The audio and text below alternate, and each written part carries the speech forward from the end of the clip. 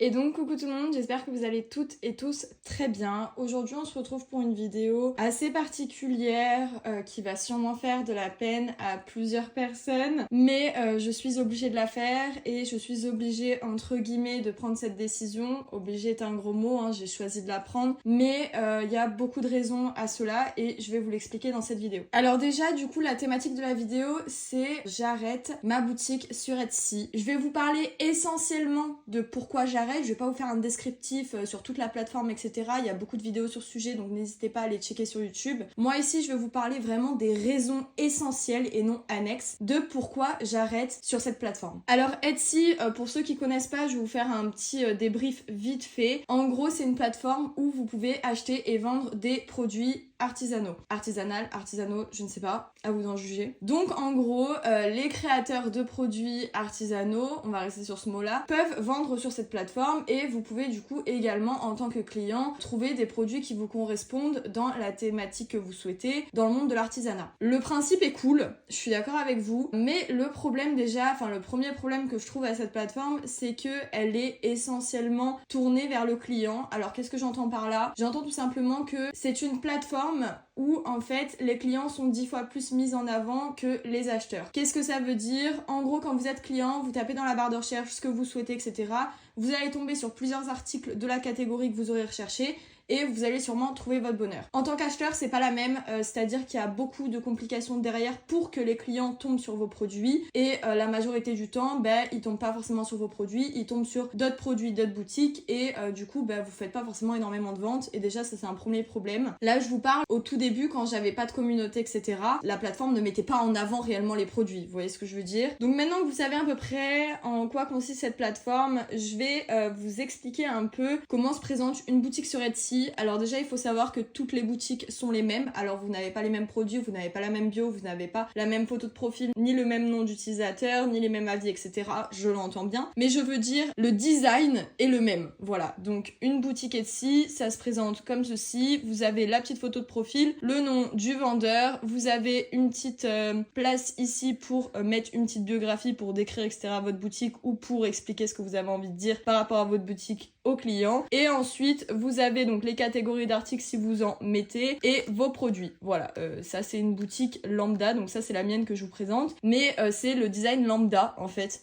Tout le monde a le même. Et juste après, vous avez du coup les avis clients si vous avez déjà fait des ventes. Voilà, donc ça, c'est le truc basique. Donc déjà, vous pouvez faire aucune personnalisation sur votre boutique et ça me dérange. Parce que du coup, en fait, toutes les boutiques se ressemblent et je trouve pas ça très intéressant. Au début, quand j'ai commencé, c'était question de facilité, de simplicité, puisque vous aviez juste à créer votre nom, votre photo de profil, à mettre une bio et à mettre des articles en vente. Et voilà, basta, votre boutique est mise en ligne et c'est ok. Globalement, c'est ça, hein, même si vous avez des paramètres à voir avec Etsy, etc., qui sont des paramètres un peu plus avancés, mais en globalité, pour créer une boutique, c'est très simple sur Etsy. Voilà, vous n'avez pas à créer vos propres designs, vous n'avez pas à créer un nom de domaine, vous n'avez pas à faire chaque page de votre site web, etc. Donc c'est la facilité. Et moi, au tout départ, c'est ce que je recherchais, mais ça fait plus d'un an maintenant que je suis sur Etsy et c'est plus vraiment quelque chose qui me correspond. Chose à savoir et que je vous parlais en début de vidéo, c'est la visibilité sur Etsy. Comme je vous ai dit, si vous n'avez aucune communauté, vous connaissez personne qui va pouvoir être relié à votre boutique. En gros, si vous n'avez pas de compte YouTube, de compte Instagram, de compte TikTok, avec des abonnés pour les renvoyer sur votre boutique pour qu'ils achètent, ça va être très compliqué d'avoir de la visibilité sur Etsy, puisque, comme je vous ai dit au tout début, Etsy est plus une plateforme qui favorise les clients que les acheteurs, et donc les acheteurs sont pas forcément mis en avant. Vous avez la possibilité avec Etsy de souscrire à de la publicité externe, mais il faut savoir du coup que c'est des frais en plus, voilà, sur chacune de vos commandes qui sont passées grâce à la publicité externe. C'est environ 12 à 15% qui est pris sur votre commande, hein, donc c'est quand même pas négligeable, c'est quand même énorme je trouve. Maintenant je vais vous parler d'une grosse partie qui me dérange vraiment, mais vraiment beaucoup, parce que du coup en ayant créé ma boutique sur Wix, j'ai vu en fait la différence des frais et des taxes qui sont prises, et sur Etsy c'est juste énorme. On arrive à un quota de taxes entre à peu près 15 à 30% sur chacune de vos commandes. franchement c'est exorbitant, il faut pouvoir mettre des prix beaucoup plus hauts que ce que vous auriez dû les vendre si vous n'aviez pas les taxes en fait, et du coup bah forcément les clients vont payer plus cher pour payer aussi les taxes, voilà, tout simplement. En tant que vendeur, on est obligé de faire ça parce que sinon on est en déficit. Et donc je vais vous expliquer un peu près les taxes qu'il y a. Alors encore une fois, il y en a plein d'autres. Moi, je vais vous expliquer les essentiels et qui me concernent aussi parce que du coup, il n'y a pas toutes les taxes qui me concernent. Moi, déjà, j'habite en France. Chose importante à savoir parce que dans différents pays, vous avez des taxes en plus ou des taxes en moins. Donc, c'est important de le préciser. Déjà, première taxe que vous avez, c'est dès l'ouverture de votre boutique. En fait, on vous laisse même pas le temps de vendre. Vous devez payer vos fiches produits. Alors, qu'est-ce que c'est des fiches produits? C'est tout simplement, les petites fiches que vous voyez juste ici. Voilà, je vais vous en ouvrir une. Et en fait, quand vous mettez en ligne une fiche produit, ils vous font payer 20 centimes. Mais pas que, ça s'arrête pas à 20 centimes, une fois que vous avez créé la fiche produit, vous payez plus rien. Non, non, ça s'arrête pas là. En fait, ce qui se passe, c'est que une fois, donc moi par exemple, je mets à peu près, en quantité sur mes fiches produits, je mets à peu près entre 5 et 10, mais une fois que le stock est épuisé sur la plateforme, eh bien, il faut renouveler votre fiche produit. Et donc, ça vous recoûte 20 centimes, d'accord? Ensuite, si vous n'avez pas fait de vente sur votre produit ou quoi, ou qu'il vous reste encore des quantités, au bout du 4e mois que vous aurez posté votre fiche produit, elle va devoir se renouveler automatiquement et vous allez devoir payer encore 20 centimes. Enfin, bref, c'est un délire. Donc déjà, vous devez payer alors que vous n'avez même pas vendu. Donc déjà, il faut vous dire qu'il faut avoir des fonds pour commencer sur Etsy. Sinon, c'est pas possible en fait. Vous serez en déficit directement. Donc c'est important de le savoir. Et si vous faites pas de vente, eh ben vous perdez 20 centimes par fiche produit. Donc si vous avez, imaginons, 10 fiches produits, vous perdez déjà 2 €. Ensuite, vous avez autre chose, ça s'appelle les étiquettes d'expédition. Alors ça, c'est Etsy qui propose ça. Je vais pas trop en parler parce que personnellement, je n'utilise pas ça. Mais par contre, du coup, je paye quand même les frais d'expédition. Alors, les frais d'expédition, c'est environ 5% de votre commande. Donc, 5% et 20 centimes par fiche produit. Donc, on est déjà pas mal. Ensuite, vous avez les frais de transaction qui sont à 6,5% du montant total de votre commande. Donc, je vais vous montrer un peu parce que j'ai imprimé du coup une fiche sur Etsy pour être vraiment claire dans mes propos. 6,5% du montant de la commande dans la devise des fiches produits de votre choix. Ces frais s'appliquent à la livraison et à l'emballage cadeau si vous facturez ces services à vos clients. Donc entre autres 6,5% de votre commande totale. Encore une fois, des frais et des taxes. Mais pas que, il y en a encore. Il y a les frais de traitement ou taxes de traitement qui sont juste ici. Et en fait, c'est à peu près... Alors, je suis allée regarder parce que là, ils mettaient pas les chiffres. Mais du coup, je suis allée regarder dans le renseignement. Et c'est 4% plus 30 centimes. Donc la petite fiche descriptive. Donc là, vous avez selon les pays. Moi, je suis juste ici, donc c'est ce que je vous dis, 4% plus 30 centimes par transaction. On parle toujours par transaction, donc par commande faite. Vous avez tous ces frais. Au total, en fait, si vous comptez une commande qui est passée sur la publicité externe, vous avez entre 27 à 30% de taxes sur votre commande, plus 50 centimes. Si la commande n'a pas été passée par publicité externe et que tout simplement la personne est tombée sur votre boutique et a commandé, ou que vous avez mis un lien sur Instagram, sur YouTube qui renvoie à votre boutique et que la personne a commandé par ce lien, vous aurez 15% de taxes plus 50 centimes. Donc c'est entre 15 à 30% de taxes prises sur une commande. Et ça, c'est sur chacune des commandes. Donc vous perdez énormément de sous, honnêtement. Et c'est pour ça que plusieurs vendeurs Etsy vendent un peu plus cher que peut-être ce qu'ils devraient. Tout simplement parce qu'il faut payer ces taxes en fait. Et ça devient relativement trop cher pour moi, clairement. Je trouve pas ça rentable en fait. Ayant ouvert encore une fois une boutique Wix, j'ai vu la différence. Et là, je vais vous parler de ce que je paye pour ma boutique Wix. Et vous allez voir que franchement, à côté, c'est rien du tout. Alors déjà, quand j'ai ouvert ma boutique, j'ai pris un abonnement pour créer du coup mon nom de domaine, etc. Enfin tout ce qui est lié au site. Alors je vais essayer de vous le retrouver juste ici. Donc moi, comme vous voyez ici, j'ai pris l'abonnement premium. Alors si j'arrive à vous retrouver, je vous mettrai juste ici tous les abonnements que propose Wix. Vous en avez plusieurs, vous avez des basiques, des illimités, des premiums. Moi j'ai pris le premium, c'était l'entre-deux il me semble. Quand vous prenez, vous savez, les formules annuelles, vous avez toujours une réduction. Et moi j'ai payé 216 € pour une année. 216 €, du coup ça fait 18 € par mois, ok? Donc je paye environ, on va dire 18 € par mois. On va rester sur cette base-là pour comprendre à peu près combien je paye pour Wix. Ensuite, moi ce que j'ai décidé de faire sur cette plateforme, c'est que je ne paye pas les taxes de la plateforme. C'est vous qui les payez selon le prix de votre commande, selon les articles, etc., combien ils coûtent. Et ben c'est vous qui les payez, c'est pas moi qui sont pris à ma charge, donc je ne les rajoute pas dans mes fiches produits. Mais du coup, vous les payez lors de votre commande. Donc ça me fait des frais en moins, donc ces frais-là, on les compte compte pas parce que c'est pas moi qui les paye. Et ensuite les deuxièmes frais que je paye, c'est les frais de transaction pour les paiements. Donc quand le paiement passe de Wix à Stripe, donc Stripe c'est une plateforme de paiement qui comprend toutes les cartes bancaires comme vous pouvez voir là, ou de Wix à PayPal. Donc PayPal, je pense que vous connaissez, j'ai pas besoin de vous expliquer. Et je vais vous montrer à peu près les pourcentages qu'ils prennent. Donc Stripe, il prend 1,4% plus 25 cents, je crois, j'ai pas envie de dire de bêtises, je sais plus ce que c'est ça. 18 € par mois et 1,4% sur chaque commande, c'est vraiment pas énorme. Et concernant PayPal, il prend un peu plus pour le coup et il prend 2,9% plus 35, je sais pas, cents, centimes, j'ai pas envie de dire de bêtises. Mais globalement, c'est 10 fois moins que sur Etsy. Voilà, je perds beaucoup moins d'argent. Quand je vais voir, en fait, vous savez, mes revenus. Alors là, le problème de Wix, c'est que je peux pas les voir mensuellement. Je peux voir tous mes revenus, mais je peux pas les voir mensuellement.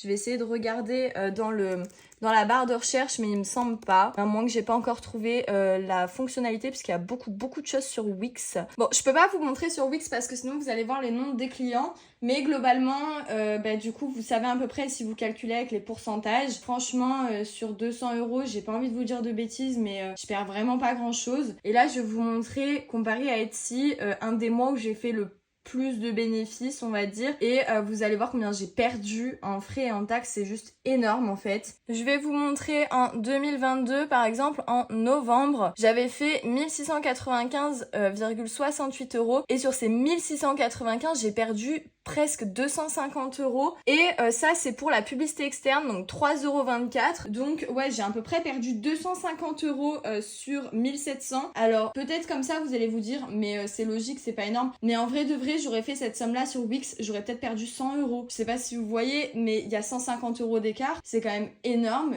C'est des choses qui vont du coup pour la plateforme, pour être rémunérées, et franchement ça c'est bon, stop, j'ai trop donné. Et en sachant qu'il faut pas oublier non plus, c'est que là vous avez des frais d'Etsy qui vous sont pris, mais quand vous avez une boutique, vous êtes en statut de micro-entrepreneur, enfin moi en tout cas c'est mon cas, et vous avez forcément des taxes à payer à l'URSSAF, soit tous les 3 mois, soit tous les mois, ça dépend quand vous les payez. Moi c'est mensuel. Globalement en vente de marchandises, vous devez, donc là je vais vous afficher le petit screen, 6% à peu près la première année et il me semble 12% à peu près la deuxième année. Donc ce que vous inscrivez quand vous payez l'URSSAF, c'est pas ça.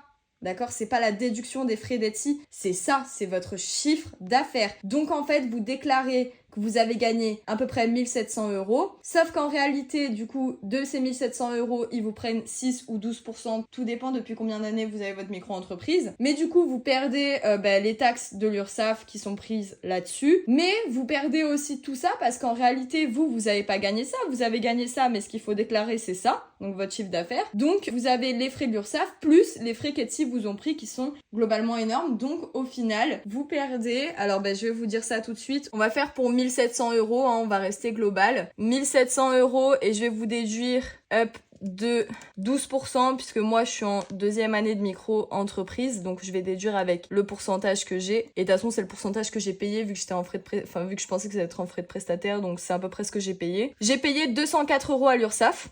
Ok, donc 204 € plus 242 €. Donc, j'ai perdu sur 1700 € à peu près 450 €. Je sais pas si vous vous rendez compte, c'est énorme. Franchement, c'est énorme. J'ai perdu 450 €. Donc, au lieu d'être payé 1007, j'ai été payé, si je me trompe pas, 1250 €. Je sais pas si vous vous rendez compte. Mais en fait, du coup, tout ça, ça fait beaucoup. Et l'URSSAF, on peut rien y changer, c'est les taxes, c'est les prix, voilà, des pourcentages. Mais par contre, concernant Etsy, on peut changer et on peut créer notre propre site web qui nous permettra de beaucoup moins perdre d'argent sur les taxes. En plus, pour vous parler un peu des boutiques que vous créez vous-même, donc par exemple sur Wix, je sais qu'il y a de plateformes WordPress, mais bon, ça, je m'y connais pas trop, donc moi, je vais parler de Wix. Vous pouvez entièrement personnaliser votre site. Je vais vous montrer tout de suite ce que ça donne quand vous personnalisez. Donc là, je suis allée dans l'outil modifier et vous allez pouvoir voir que on peut personnaliser tout le site web. C'est juste incroyable, ce que l'on ne peut pas faire sur Etsy vu qu'on a un design lambda donné à tout le monde. Et franchement, je trouve que ça vaut le coup puisque ça donne de la personnalité à votre site. Directement, quand on arrive dessus, on sait qui vous êtes. Et ça, c'est juste top. Donc voilà, vous pouvez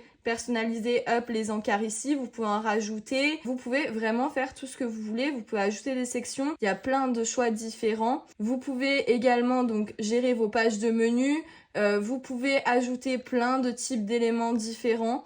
Voilà, franchement, vous trouverez pas une personnalisation comme ça sur Etsy, ça c'est sûr. Moi j'ai tout mis comme je le souhaitais, vous voyez, je peux déplacer tout. hop, je vais faire juste retour parce que j'ai pas envie que ce soit déplacé là. Autre chose qui m'énerve un peu et que du coup c'est aussi pour ça que je vais arrêter Etsy, c'est que malheureusement c'est une perte de temps. Alors honnêtement j'aurais juste Etsy, ça serait pas une perte de temps, mais là en ayant donc mon site web plus Etsy, c'est vraiment une perte de temps. En fait je vous explique pourquoi, parce que quand je vais poster un nouvel article sur Wix, d'ailleurs, chose à savoir, quand vous mettez un nouvel article sur Wix, vous ne payez rien, hein, d'accord, ça c'est important de le dire, contrairement à Etsy où vous payez 20 centimes par fiche produit. Donc quand je poste du coup un nouvel article sur ma boutique, je suis obligée de le poster également sur Wix. Quand je vais enlever un article, je vais l'enlever sur Wix et sur Etsy. Quand je vais mettre une promotion ou une réduction, qu'importe, je vais devoir la faire sur Wix et sur Etsy. Et ça, franchement, ça me fait perdre 5-10 minutes à chaque tâche à effectuer en doublon. Et c'est pas utile pour ce que Etsy me rapporte, honnêtement. Autre raison, je reviens aussi sur le fait que vous pouvez designer entièrement votre site si vous passez par des plateformes en fait de création de site. C'est aussi que vous pouvez faire votre propre marketing. Sur Etsy, ils mettent en place leur marketing pour mettre en avant votre boutique, vos fiches produits, etc. Et c'est pas souvent très bien fait, je trouve, puisque vos fiches produits ou votre boutique n'est pas forcément mis en avant. Moi personnellement, les ventes que j'ai fait sur Etsy, c'est via ma communauté et j'en ai fait très peu par rapport à Etsy, par rapport à leur publicité externe et tout. En un an, honnêtement, si j'en ai fait une quinzaine, c'est le grand maximum et franchement, en un an, il y a 365 jours, 15, c'est vraiment rien du tout. Une par mois, même s'il y a 12 mois, voilà, une quinzaine, on va dire ça comme ça, c'est à peu près une par mois où Etsy me ramène une personne sur ma boutique et en plus, ils me prennent des frais pour la commande, donc ils me prennent entre 12 et 15% comme je vous expliquais juste avant. Donc c'est pas du tout avantageux. Là, vraiment, vous allez pouvoir créer votre propre marketing, vous allez pouvoir faire votre propre référencement sur Google et ça, franchement, c'est ultra intéressant. Alors, je me suis pas trop renseignée là-dessus. J'ai commencé un peu le référencement sur Google. Je sais que c'est gratuit avec Wix, une partie en tout cas. Mais vu que je l'ai pas finalisé, je peux pas vous dire si c'est payant ou gratuit totalement. C'est pour toutes ces raisons que moi, Etsy, je vais stopper à la fin du mois de juin. Alors, j'espère que cette vidéo vous aura plu quand même si, comme je vous ai dit en début de vidéo, je pense que ça va peiner certaines personnes puisque je sais qu'il y en a pas mal qui préfèrent commander sur Etsy. Vous avez les liens de mes boutiques. Si vous voulez commander sur Etsy, faites-le rapidement puisque cette plateforme va être fermée, c'est sûr et certain. En tout cas, je vais la mettre en vacances. Cette vidéo aura été plutôt longue, mais je pense qu'il fallait que je la fasse, honnêtement. Donc n'hésitez pas à liker, à commenter, à vous abonner et à activer la petite cloche pour recevoir toutes les nouvelles notifications à chaque fois que je sors des nouvelles vidéos. C'est super important. En attendant, moi je vous fais de gros bisous et je vous dis à très bientôt. Gros bisous tout le monde.